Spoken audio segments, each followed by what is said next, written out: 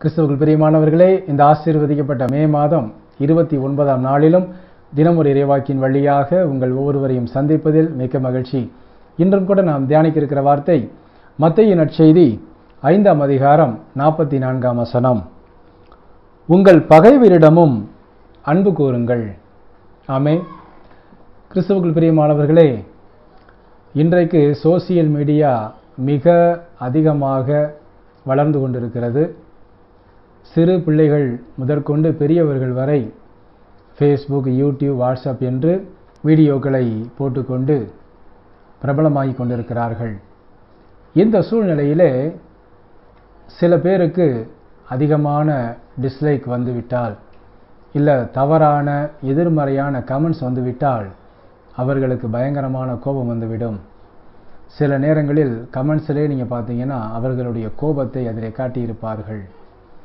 இப்படியான சூழ்நிலை தான் இன்றைய நாளிலே நாம் பார்க்கிறோம். ஆம் கிறிஸ்துவுக்குள் பிரியமானவர்களே, நம்மை அன்பு செய்பவர்களை நாம் அன்பு செய்தால் அதனால் என்ன பலன்? நம்மை பகைக்கிறவர்களை நாம் அன்பு செய்தால்தான் நம் ஆண்டவராகிய இயேசு கிறிஸ்துவுடைய பிள்ளைகளாக அவர்கள் கண்முன்னே ஒரு சாட்சியாக நிற்போம். ஒவ்வொரு நாளும் நமக்கு சில சூழ்நிலைகள் நிமித்தமாக சில பகைவர்களோ எதிரிகளோ உருவாகலாம். ஆனால் உருவாகின அந்த நொடியிலிருந்து அவர்களை நினைத்தாலே நமக்கு கோபமும் எரிச்சலும் நெகட்டிவான எண்ணங்களும் உருவாக தொடங்கும்.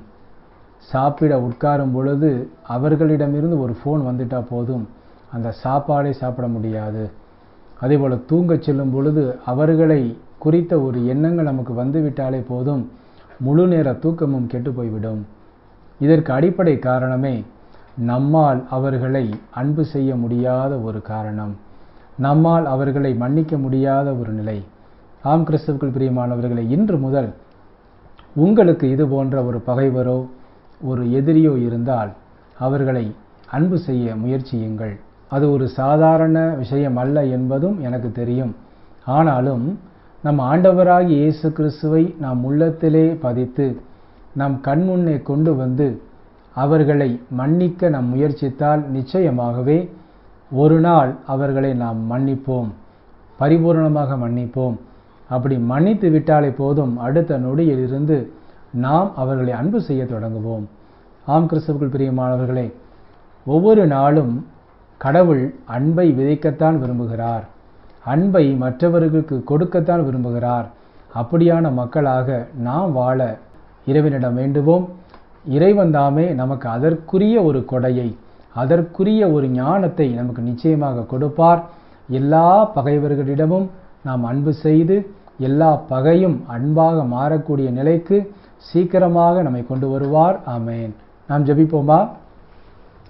அன்புள்ள இயேசு மகாராஜாவே, எங்கள் அன்பு தகப்பனே, இந்த ஆசீர்வதிக்கப்பட்ட புதிய நாளுக்காக உமக்கு கோடான கோடி நன்றி அப்பா.